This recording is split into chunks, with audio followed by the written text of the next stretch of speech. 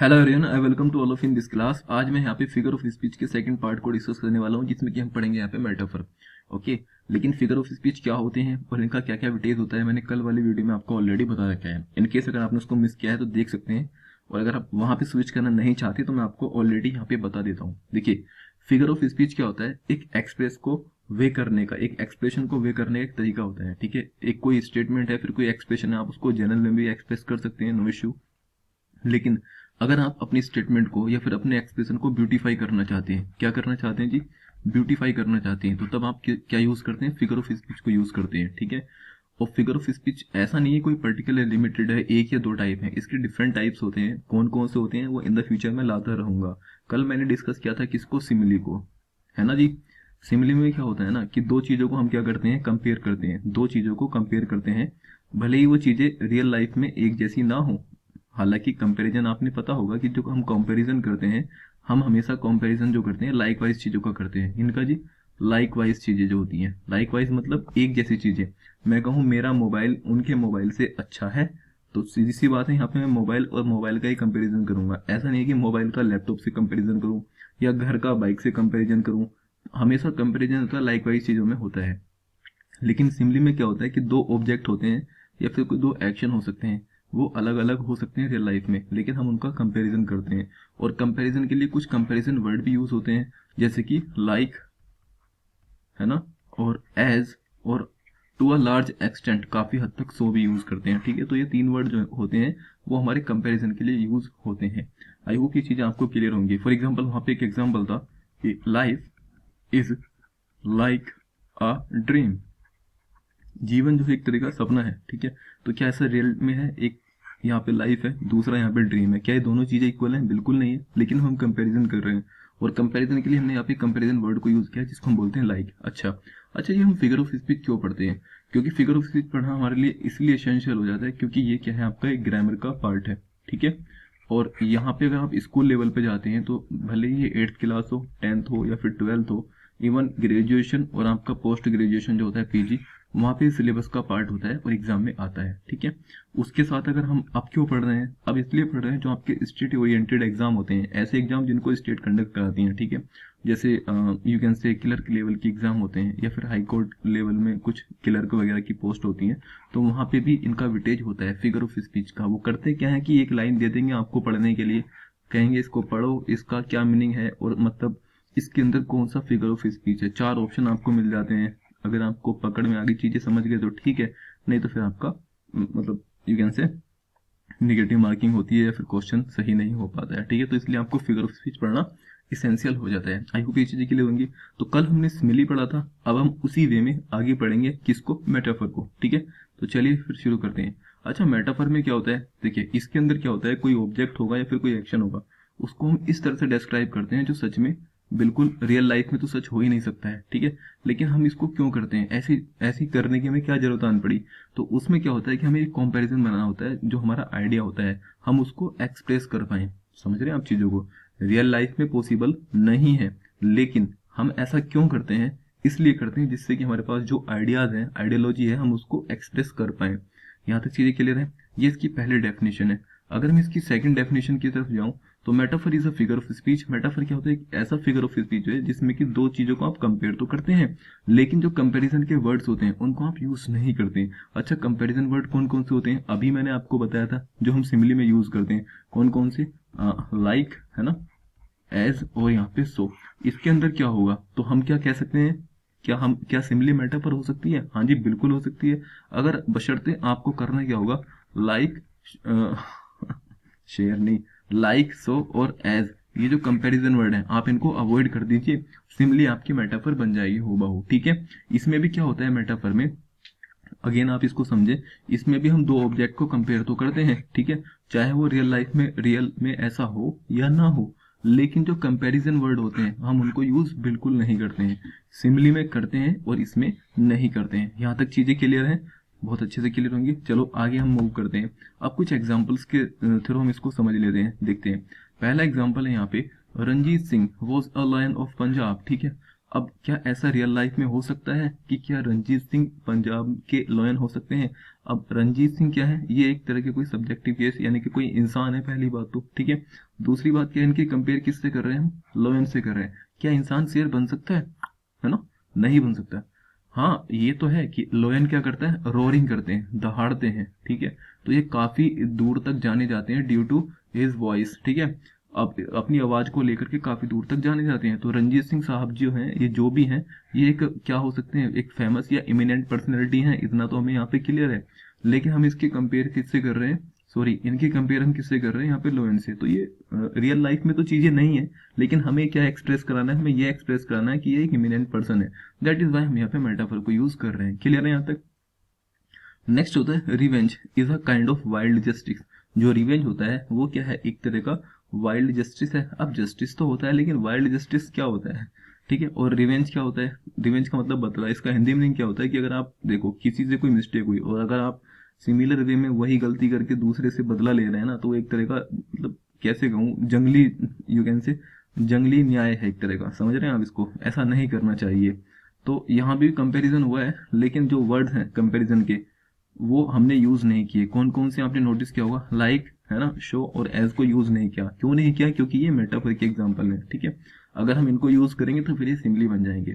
For example she is a night owl, वो एक night all है। क्या पॉसिबल है, ये कोई लड़की है और ये उल्लू है। लड़की उल्लू हो सकती है, बिल्कुल नहीं हो सकती है, ठीक है। इसको किसी अदर वे में ना ले, मैं आपको बता रहा हूँ सिर्फ एग्जाम्पल समझाने के लिए। इसका मतलब हमें यहाँ तो पता लग गया कि वो क्या है, वो बर्न मिडनाइट ऑयल लड़की है, यानी कि वो रात को काफी देर तक मेहनत करती है, तैयारी कर रही होगी, पढ़ रही होगी।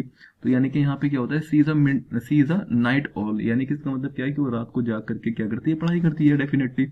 तो यहाँ पे क्या है, यहाँ पे हम कंपैरिजन कर रहे हैं यहाँ पे इस लड़की का इस ऑल के साथ। बिल्कुल नहीं हो सकता है, रियल लाइफ में तो नहीं है ना। लेकिन हमें क्या है, एक आइडिया को एक्सप्रेस करना है कि हाँ भाई लड़की क्या है, इंडस्ट्रियस है। इंडस्ट्रियस है ना, लड़की क्या है, इंडस्ट्रियस। इंडस्ट्रियस का मतलब क्या होता है, मेहनती लड़की है, बहुत ज्यादा हार्ड वर्किंग है, ठीक है। टॉयल, बहुत ज्यादा टॉयल करती है, बहुत ज्यादा मेहनत करती है। नेक्स्ट यहाँ पे idleness is the nursery of evil thoughts. अब इविल थॉट्स अलग चीज है, आइडलनेस एक अलग चीज है। लेकिन हम यहाँ पे एक चीज को कंक्लूड कर रहे हैं कि आइडलनेस जो होती है ना, मतलब पूरे दिन फ्री रहना। आइडलनेस का मतलब क्या होता है, एक तरह का फ्री रहना। वो क्या है, एक तरह की नर्सरी है। नर्सरी का मतलब क्या होता है, जहाँ पे ग्रोथ होती है। ग्रोथ किसकी हो सकती है, किसी की हो सकती है, प्लांट की हो सकती है, ठीक है, इविल थॉट्स की हो सकती है। तो इसमें कहने का मतलब ये है कि अगर आपका माइंड ओपन है ना, मतलब फ्री है, बिल्कुल ओपन तो अच्छी चीज है, लेकिन अगर फ्री है ना, कुछ भी नहीं करता है, कोई अच्छे आइडिया नहीं आते, तो उसके अंदर क्या होता है, एक तरह का इविल थॉट्स मतलब ग्रो होने शुरू हो जाते हैं, ठीक है। वो एक तरह की सीड बेड बन जाता है। क्या बन जाता है, सीड बेड बन जाता है, किसके लिए भैया, इविल थॉट्स के लिए।